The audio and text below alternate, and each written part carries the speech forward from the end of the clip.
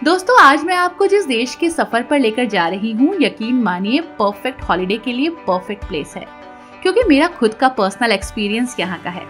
कहने के लिए ये देश छोटा है, लेकिन बेहद ही जिंदा दिल है। इस देश की सबसे खास बात तो ये है कि कोई भी देश इसे गुलाम नहीं बना सका है। और हाँ, इस देश की कैपिटल का नाम इतना बड़ा है कि 4 लाइनें भी कम पड़ जाएंगी। ये एक ऐसा देश है जहाँ आप परिवार के साथ भी जा सकते हैं और अकेले भी। आई होप आप समझ गए होंगे। जी हाँ, थाईलैंड। दोस्तों, आज हम आपको लेकर जा रहे हैं थाईलैंड देश की सैर पर। तो चलिए दोस्तों, शुरुआत करते हैं थाईलैंड की सफर की। दोस्तों, थाईलैंड दक्षिण पूर्व एशिया का देश है, जिसे पहले सियाम नाम से जाना जाता था। 1948 में इसका नाम बदलकर थाईलैंड हो गया। थाईलैंड की कैपिटल है बैंकॉक। बैंकॉक का नाम एक खास वजह से गिनीज वर्ल्ड रिकॉर्ड में दर्ज है। शायद आपको पता ना हो, लेकिन इस देश का नाम दुनिया में सबसे लंबा नाम है। बैंकॉक तो इसका इंग्लिश नाम है। असल में दोस्तों, बैंकॉक का पूरा नाम संस्कृत और पाली भाषा से मिलकर बना है। ये नाम इतना बड़ा है कि आप इसे ठीक से बोल भी नहीं पाएंगे। लेकिन हाँ, हम बैंकॉक का ये पूरा नाम बोलकर जरूर बताएंगे।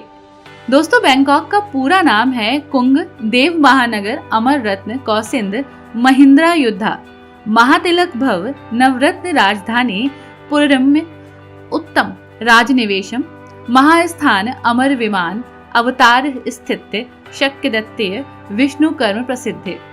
जी हाँ, मैं तो थक गई नाम बोलते बोलते। सोच कर देखिए, अगर आपको ये नाम बैंकॉक जाकर पूरा बोलना पड़े तब क्या होगा। दोस्तों, ये देश बौद्ध मंदिरों के लिए प्रसिद्ध है। जब आप बैंकॉक एयरपोर्ट पहुंचेंगे, तब समुद्र मंथन की ये विशाल और खूबसूरत प्रतिमा आपको नजर आएगी। हालांकि यहाँ के 95% लोग बौद्ध धर्म के अनुयायी हैं, लेकिन इसके बावजूद यहाँ आज भी भगवान राम और विष्णु की पूजा होती है। यहाँ का राज परिवार अपने आप को भगवान राम के बेटे कुश का वंशज मानता है।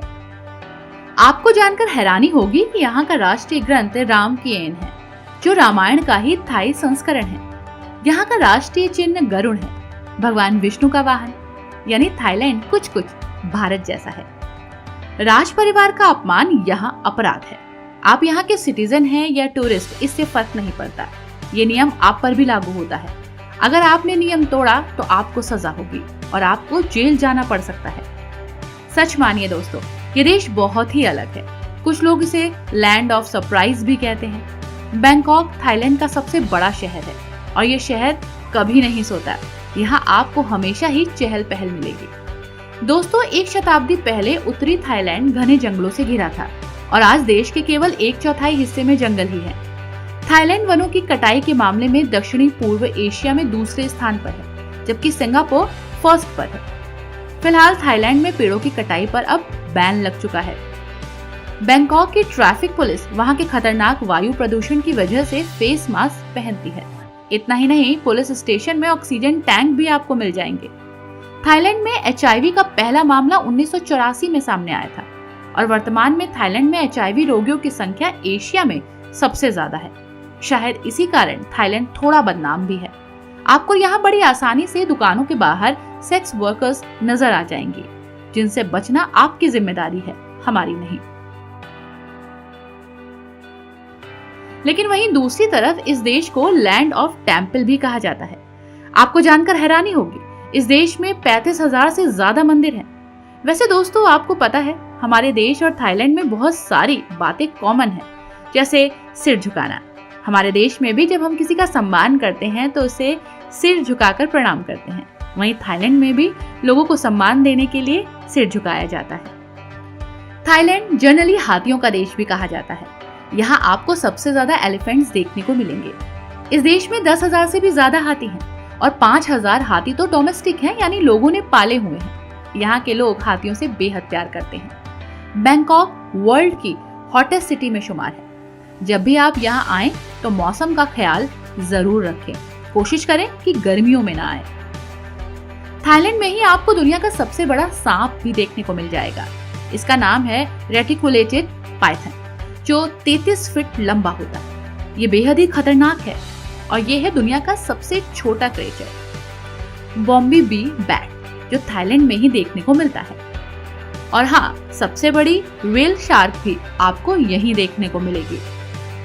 दोस्तों, आपको जानकर हैरानी होगी कि थाईलैंड की सड़कें भी कभी पानी के अंदर हुआ करती थी। देखा जाए तो एक समय में पूरा का पूरा बैंकॉक ही समुद्र के नीचे था, इसलिए पहले इसे वेनिस ऑफ ईस्ट कहा जाता था। लेकिन अब ऐसा नहीं है। अब आपको यहाँ रोड्स और बिल्डिंग्स नजर आएंगी। दोस्तों, थाईलैंड में लगभग 1413 आइलैंड्स हैं, जिसमें से बहुत सारे आइलैंड में कोई भी नहीं रहता, क्योंकि यहाँ जीवन बहुत मुश्किल है। लेकिन बहुत सारे आइलैंड फेमस भी हैं, जहाँ आप जाकर खूब मौज मस्ती कर सकते हैं। दोस्तों, यहाँ के बंदर बहुत स्पेशल होते हैं। हर साल यहाँ के बंदरों के लिए एक ऐसा फेस्टिवल मनाया जाता है जब यहाँ इन्हें पार्टी दी जाती है।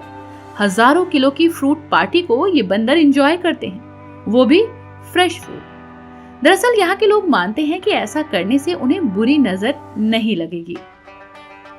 दोस्तों, यहाँ का सबसे बड़ा सोर्स ऑफ इनकम टूरिज्म है। यहाँ हर साल लाखों लोग घूमने आते हैं। बैंकॉक और पटाया यहाँ के सबसे फेमस डेस्टिनेशंस हैं। ये देश बेहद ही साफ सुथरा भी है। चलिए आपको बताते हैं कि जब आप यहाँ आए तो कहाँ कहाँ जरूर जाएं। जैसा कि मैंने आपको बताया, थाईलैंड मंदिरों का देश है। आप समय के अनुसार यहाँ बौद्ध मंदिरों और ऐतिहासिक इमारतों में विजिट कर सकते हैं। आप परिवार के साथ अगर थाईलैंड घूमने आ रहे हैं तो थोड़ा प्लेसेस का सिलेक्शन संभल कर करिएगा, क्योंकि अक्सर नादानी में आप रेड लाइट एरिया में जा सकते हैं। वहीं दूसरी तरफ परिवार के लिए यहाँ बहुत ही शानदार और खूबसूरत प्लेसेस आपका इंतजार कर रही हैं।